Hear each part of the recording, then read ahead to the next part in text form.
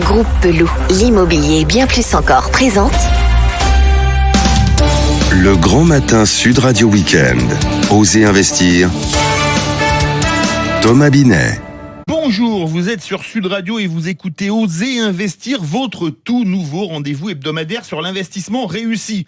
Achat, vente, conseil, innovation, tout pour vous accompagner dans vos choix de placement. Bonjour Thomas Binet. Bonjour Philippe. Au sommaire de ce 3e numéro. Le tour du propriétaire, les informations importantes de la semaine. Le professionnel de la semaine, nous recevons Ulrich Morel. Oui, notre invité pour ce 3e numéro est Ulrich Morel, président de la compagnie européenne de crédit, numéro 1 du courtage de crédit en France. Il est sur le plateau de Sud Radio pour nous donner son avis sur le financement immobilier, mais surtout ses conseils pour faire un bon emprunt et éviter ainsi les pièges. Et le dernier sujet sera la clé de la semaine. Oui, le dernier sujet sera la maison connectée et c'est en fin d'émission. Le tour du propriétaire, les informations prioritaires de la semaine. Pourquoi l'investissement locatif est-il intéressant, Thomas ? L'investissement locatif, beaucoup d'entre vous y ont déjà pensé. Mais on se pose souvent les mêmes questions. Comment peut-on financer cet investissement et quels en sont les avantages ? Avec la loi Pinel, le financement de l'investissement s'est simplifié. Mais arrêtons-nous un instant sur ce dispositif au nom de l'ancien ministre du Logement. Il s'adresse aux personnes qui souhaitent acheter un logement dans le neuf pour le louer comme résidence principale non meublée. Donc on finance l'investissement grâce à un crédit immobilier qui sera en majorité remboursé par les loyers perçus et la défiscalisation qui peut aller jusqu'à 21% pour 9 ans. Un autre avantage, on se constitue un patrimoine et donc on se promet des revenus complémentaires stables sur le long terme. Le bailleur doit respecter des plafonds de loyer, de ressources du locataire, mais n'oubliez pas la règle qui prime en immobilier, l'emplacement. Ayez toujours la démarche de visiter le quartier et de bien vous renseigner avant d'envisager un quelconque achat. Les nouvelles générations d'agences immobilières s'installent sur le marché. Est-ce que les agences traditionnelles ont du souci à se faire, Thomas ? Pas pour le moment, Philippe, mais il se profile une remise en cause de leur façon de procéder. Est-ce que vous avez envie de payer une commission variant entre 4 et 7% du prix de votre logement en moyenne ? Pas si sûr. D'autant plus qu'un certain nombre de particuliers ayant recours à leur service trouvent que ce dernier n'est pas à la hauteur. Du coup, des agences fleurissent sur Internet et proposent des forfaits variant entre 990 et 4 500 € en général, tout en fonctionnant en mandat simple. Il faut malgré tout préciser que toutes les prestations proposées par les agences classiques ne se retrouvent pas forcément intégrées dans les forfaits de ces agences en ligne. Pour exemple, les visites ne sont pas automatiquement intégrées et il faut prévoir un budget complémentaire ou les réaliser soi-même. Dans un prochain numéro d'Osez investir, nous nous attacherons à mieux découvrir ces nouvelles formes de commercialisation. Toute la presse et nous aussi dans Osez investir avons évoqué la flambée des prix en région parisienne. Est-ce qu'on peut prendre l'exemple de Toulouse ? Que se passe-t-il dans ma belle ville d'origine, Thomas ? Est-ce que la ville rose ne serait pas en train de virer au rouge, Philippe ? Le marché de l'immobilier est tout comme Paris en forte croissance à Toulouse. D'après Meilleures Agences, sites d'estimation immobilière en ligne, les prix ont augmenté de 2,5% à Toulouse depuis le mois de janvier 2019. Sur un an, les prix ont même augmenté de plus de 7% dans la 4e ville de France. En 10 ans, l'augmentation s'élève à 31,4%. Côté prix, comptez en moyenne un peu plus de 3 000 € par mètre carré pour l'achat d'un appartement. Concrètement, pour un bien intramuros aujourd'hui, 13 acheteurs pour 10 vendeurs et la tendance devrait s'accentuer dans les mois à venir. Comptez 75 jours environ pour vendre votre bien. Mon cher Thomas, cette semaine, vous recevez Ulrich Morel. Absolument, Philippe. Ulrich Morel est président du directoire de la compagnie européenne de crédit, numéro 1 du courtage de crédit en France. Votre groupe est plus connu à travers ses marques qui sont ACE Crédit, Immoprêt et Empruntis. Ces deux dernières ayant été élues meilleures enseignes 2019 par le magazine Capital. En tout, ce sont 1200 collaborateurs à travers 300 agences. Votre volume d'activité représente sur une année 45 000 dossiers de prêts finalisés. Bonjour Ulrich Morel. Comme évoqué dans notre dernier numéro d'Osez investir, les taux d'emprunt baissent. Est-ce une situation saine et durable selon vous ? Alors saine pour les acquéreurs, parce que c'est vrai qu'aujourd'hui, on oscille sur des taux à moins de 1%, des taux à 0,50 sur 15 ans. Donc très bonne nouvelle du côté des acquéreurs. Est-ce que cette situation est durable ? Aujourd'hui, tous les indicateurs nous montrent que ça s'installe dans le temps. La Banque Centrale Européenne a encore confirmé une baisse cette semaine de son taux directeur. Donc on est parti pour des mois de taux très très bas. Ça n'a jamais été autant le moment d'emprunter. L'argent n'est pas cher. L'argent n'est pas cher. Alors en revanche, Ulrich Morel, on nous évoque également un manque de solvabilité des ménages pour avoir des apports suffisamment conséquents lors d'une acquisition. Comment jugez-vous cette situation ? Alors, c'est vrai que les apports baissent, mais ce qui baisse sérieusement pour les acquéreurs aujourd'hui et les ménages modestes, c'est qu'on manque d'APL pour l'accession à la propriété. Ça a été raboté dans les dernières lois de finances.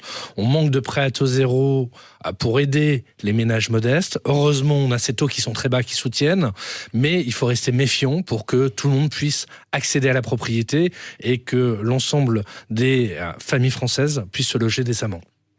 Dans la présentation, j'ai dit que vous étiez un spécialiste du crédit et vous êtes surtout un courtier en crédit, en définitive.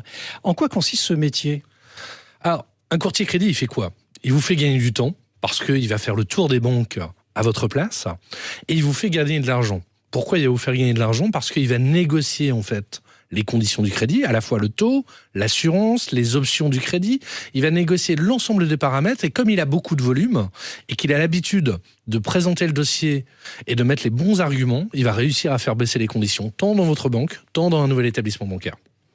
Pour nos auditeurs, quel est leur intérêt d'avoir recours à un courtier plutôt que de consulter une banque, la leur généralement, ou plusieurs directement dans le cas d'un emprunt immobilier ? Alors, l'intérêt immédiat, c'est déjà d'avoir une réponse immédiate sur la faisabilité de son projet. Est-ce que je peux acheter ou pas ? Ce que vous êtes en train de dire, c'est que vous êtes plus rapide qu'une banque pour répondre ?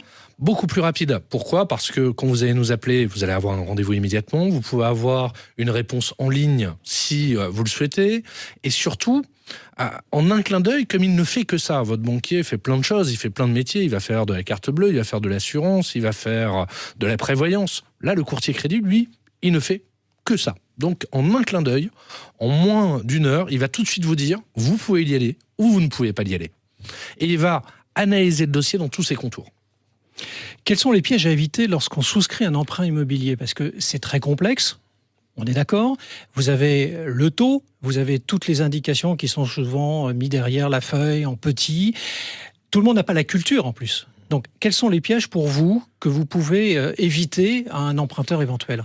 Ce qui est important, quand vous faites les démarches vous-même, que vous allez faire le tour des banques, il ne faut pas se référer qu'au taux. Le taux, c'est un indicateur, mais ce n'est pas l'élément essentiel. Un crédit, c'est sur 20 ans, 25 ans, voire 30 ans pour certains. Donc il faut faire attention aux petites options. Est-ce que je vais pouvoir baisser ou pas mon échéance si jamais j'avais un problème financier ? Est-ce que je vais pouvoir faire des remboursements anticipés ou pas ? Ce qu'on appelle l'IRA, qui est en général de 3%, mais ça, c'est des termes bien techniques. Est-ce que je peux faire un remboursement anticipé, injecter de l'argent à tout moment ? Est-ce que demain, si jamais j'avais un problème de santé, mon assurance me couvre bien ? Si je fais des sports à risque, si je fais du rugby, si je fais du parachutisme, est-ce que je suis couvert ? Tous ces petits détails-là. Et surtout, autre élément important, les frais bancaires. Parce que, ok, le crédit n'est pas cher, mais il faut faire attention au coût de la carte bleue. Il faut faire attention à tous ces éléments-là. Et si jamais vous allez voir un courtier, de bien regarder s'il travaille avec tous les établissements bancaires. Quelles sont les conditions pour envisager une renégociation de son crédit ? Une renégociation de crédit, c'est simple.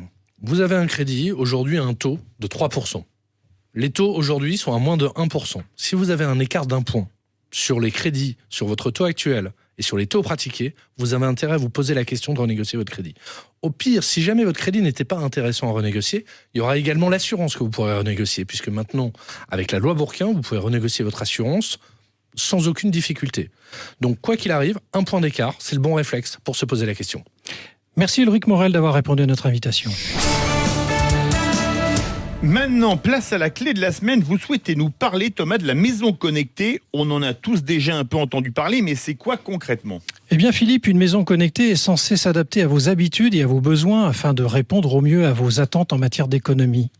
L'énergie, l'eau, la sécurité seront gérées par l'informatique grâce à des capteurs en tout genre, quasiment invisibles, et permettant la connexion avec votre smartphone ou votre tablette via Internet. Ils permettent de réaliser des économies d'énergie, mais aussi d'améliorer votre confort.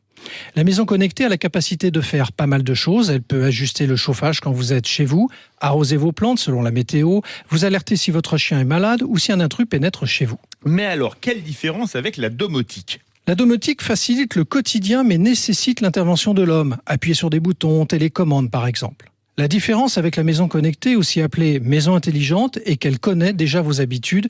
Que vous soyez chez vous ou pas, elle sait ce qu'elle devra faire. Vous souhaitez également nous présenter une start-up, KeyWatch. Oui, la maison connectée peut s'assembler avec une caméra qui permettra le maintien des personnes âgées à domicile. KeyWatch propose des caméras intelligentes à vision nocturne, programmables selon le planning et les besoins de nos aînés. Avec ces caméras intérieures et extérieures, vous pouvez par exemple être alerté en cas de chute via le détecteur de mouvement ou encore si votre proche tombé au sol crie à l'aide, à travers bien évidemment un capteur de son intégré et ce immédiatement sur votre smartphone. Grâce à un algorithme intelligent, les caméras connectées Keywatch savent également reconnaître et différencier les humains, les animaux et à l'extérieur les véhicules afin d'éviter des alertes intempestives. Voilà, c'était le 3e numéro d'Oser Investir. Merci de nous avoir suivis. Vous pouvez retrouver l'intégralité de l'émission sur sudradio.fr dans la rubrique podcast. Bon dimanche. Et à la semaine prochaine. À la semaine prochaine, Philippe.